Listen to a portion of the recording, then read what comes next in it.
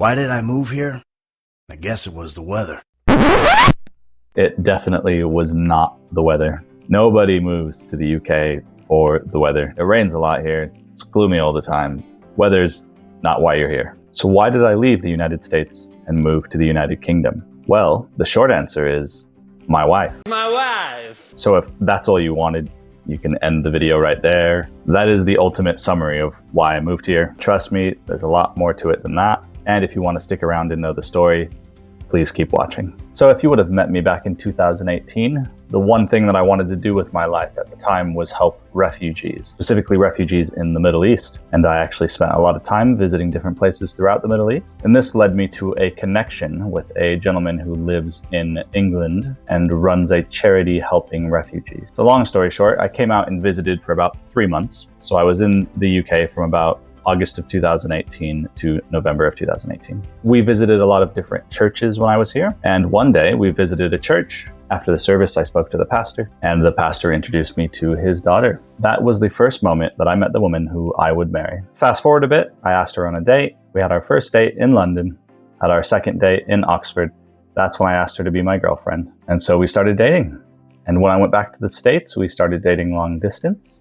And over the next year, so 2019, she regularly visited me. I think throughout the year, she visited me for a total of 4 months. And so we spent quite a bit of time together. Thankfully, she worked in a teaching job, so she was able to get times off like that. So I showed her around a lot of cool places. I showed her around Los Angeles, Las Vegas, Colorado, Arches National Park, some really famous places in the Southwest US. And during this time period, her and I had completely planned that whenever we decided to get married, that we would start our life in the US and spend our life there. Now you have to understand at the time, my exposure to the United Kingdom had only been the 3 months that I had stayed there and a 10-day trip to the UK back in 2017. So I didn't truly know what it was like to live in the country. And during my visits to the UK, there was a lot of things I didn't like about it. So to me, it made more sense to start our lives in the US. My wife at the time agreed with this. She had always wanted to live in the US. And in 2019, things started getting really serious. I guess you could say things are getting pretty serious. And as things got serious, I had an epiphany of sorts. I realized that this woman that I love would be leaving everything behind. She'd be leaving her family, friends, everything she's ever known. She'd be moving across the world, and she'd somehow have to survive without that support system that she's had. And it's a long story that I won't go into, but I realized I think it would be best if we started our lives in the UK instead of the US. I had already lived away from my family for quite a few years at this point. I was used to being out on my own. I was much more independent and grounded in that respect. So then it came time for the big question. So in October of 2019, I made a trip to the UK and I stayed with my then girlfriend and her parents. What my girlfriend didn't know at the time was that I had bought a ring and I had planned a whole proposal that I was going to do in London because it's where we had our first date. And so I had her best friend as well as 2 of my friends in the UK help me plan this proposal. So I was supposed to do the proposal on the 30th of October, but due to an unexpected delay that caused quite a bit of panic, we had to move it to the 31st of October. So yes, Halloween. So on Halloween 2019, on the Millennium Bridge in London, I got more nervous than I've ever been in my entire life. But I got down on one knee and I proposed. And to this day, that was one of the greatest moments of my life. And everything just seemed perfect. We were engaged, we started planning our wedding, we started planning visas, but then something happened. China has identified the cause of the mysterious new virus. Coronavirus. There are fears a rapidly spreading virus has reached Australia. This is a rapidly emerging situation where there is not a cause for alarm. The first US case has been detected. There's confirmation the coronavirus has reached Australia. China is urging its citizens not to travel abroad as it struggles to contain the virus. So we now had a problem on our hands. The US had gone into a full lockdown and was not accepting people from other countries coming to visit. And the UK had also gone into a lockdown and had made strict rules on visiting that required 2-week quarantines. And flights were getting canceled left and right. In the spring of 2020, I was supposed to visit my then fiance, but due to the COVID pandemic, all the flights were canceled and I had to cancel that trip.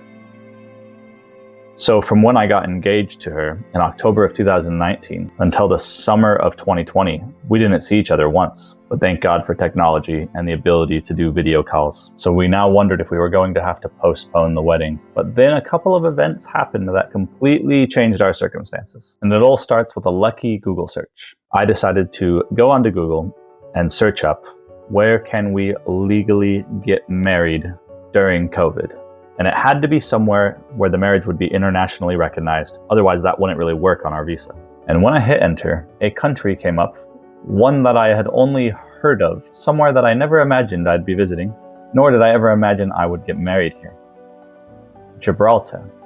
Now, Gibraltar is quite famous. It's technically part of the UK, predominantly Spanish speaking. Many of the workers who work in Gibraltar live in Spain. There's the famous Rock of Gibraltar. Another thing it's famous for is it's a great destination to get married because the laws around getting married there are extremely lenient and internationally recognized. And it so happened that at the time we wanted to do the wedding, they did not have any lockdown protocols in place. And then two other things happened that really made me realize this summer was the right time to get married. So not only had we found somewhere we could still get married, but also my work at the time in the US went through a remodel, which meant I was able to take 3 months off of work, which is not something you usually see in the United States. Of course, this was unpaid, but that's where the third miracle of sorts came through. Now, I dabble in the stock market, and it so happened that leading up to us getting married, that I made a very fortunate investment, and it had quite a large payout. At least I thought it was large at the time. And so everything kind of lined up perfectly. Even amongst this pandemic happening where the whole world was shut down, I now had the money to pay for everything, the time off to get married and spend those initial days with my wife, as well as a destination that we could now get married at during the pandemic. So everything just aligned perfectly, really. So in the summer of 2020, I flew to England, quarantined for 2 weeks. Then after quarantining, we decided to have a small wedding ceremony in England. We had to follow some pretty strict rules relating to COVID. The following day after the ceremony, we flew to Gibraltar, where my parents from the US and my wife's parents both flew in so that they could both attend the actual legal wedding ceremony. And it was a beautiful ceremony, small, intimate ceremony right next to the sea at this beautiful hotel in Gibraltar. It was absolutely picture perfect. They even upgraded our room to what was essentially a penthouse on the top of this hotel. And I will never forget that honeymoon. Absolutely beautiful. And I highly recommend visiting Gibraltar. So after the marriage, honeymoon, and a few weeks together, it was time for me to return to the US so that we could complete my visas. So I flew back to the US and I started the visa process right away. Thankfully, we had planned this out quite well. And I submitted my visa paperwork in October. And by the beginning of November, I received my passport back in the mail with my new and approved UK spouse visa inside of it. Someday I'll probably make another video about that visa process because there's a lot to it. So I booked flights for the 6th of December, 2020. I packed all my things, and that's when I left my home in the US to start a new life. Now, one of the beautiful things about this moment, just before leaving the US, I had a layover in New York, and the sun was starting to set as we started to take off. And I was pretty close to a window seat. And the last thing I remember seeing in the US before I left was the black silhouette of the Empire State Building and the New York City skyline. I thought that was one of the finest ways to say goodbye. So I arrived in the UK, and seeing my wife in person again was one of the happiest days of my life, and we got to start our life together. For the first month I was in the UK, I chose not to work. I just wanted to spend that month adjusting and spending that time with my wife after the amount of long distance we had to do. And I'll forever cherish that time in my life. And this is where the culture shock began. So when you move to a new country, it's a lot of things you have to do. I had to open a bank account, which is not straightforward in the UK when you're an immigrant. I had to get a national insurance number, which took a total of about 2 months to obtain. I had to get an NHS number and register with a GP. This also took some time. I had to get a British phone plan and phone number. And I had to learn all sorts of different nuances and words and ways of doing things. And at times it was a little bit overwhelming, but I did all right. But one of the greatest shocks to me came when I decided to get my first job in the UK. I was very fortunate in the interview. I actually got hired on the spot, but I'll never forget when they were going over the pay and benefits with me. And it wasn't a great paying job or anything, but they told me, they said, okay, so you'll be getting the standard 20 days off paid leave annually, plus 8 days for bank holidays. So the standard total 28 days paid time off a year. Is that okay with you? And my American mind at the moment didn't really fully know how to comprehend what I had just been told. And this is where I started realizing just what I had been missing out on that most of the rest of the first world enjoys. 28 paid days off was the minimum that they could legally give me. And this goes for any job in the country. And many jobs in this country give quite a bit more than that. Most jobs I had worked in the US either had no paid time off or up to 5 days to maybe a week paid time off. If you were lucky, 2 weeks. Now, I do know people in the US who have federal jobs that do give more paid time off, but there's no legal mandate in the US to do this. It's up to the company. And when I look back at that, it's not very great.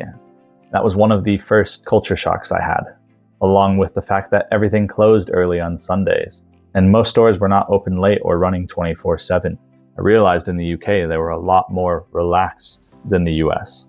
There was a lot more emphasis on living your life, not just working. And don't even get me started about healthcare. My first GP visit in the UK was a very strange experience. I was so used to dealing with insurance and co-payments. It was so foreign to me that I was able to just call a doctor, go to a GP, have an appointment, and if they need to prescribe me medication, they prescribe it, and it cost me £10, regardless of what the medication is. £10 across the board. And for many people, it's free. For example, if you don't work, or if you live in Scotland or Wales, you don't pay anything for your prescriptions. It's all part of this universal healthcare system, the famous NHS. And it does have its faults. And there are a lot of things that I could pick apart about the NHS. But when I compare it to the United States, that does not have any healthcare system that covers everybody.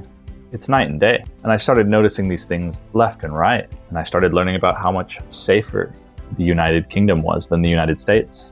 And I started realizing how backwards some of the thinking in the US was. And please understand, I'm a true believer in the gray area. I think the US is a great country. I don't hate the US. I love the US. It's my home. It's a great place, and it can be a great place to live. And this is something that's very important. There's a gray area. You don't have to take sides on this. It's not the UK against the US or vice versa. It's the US has these faults.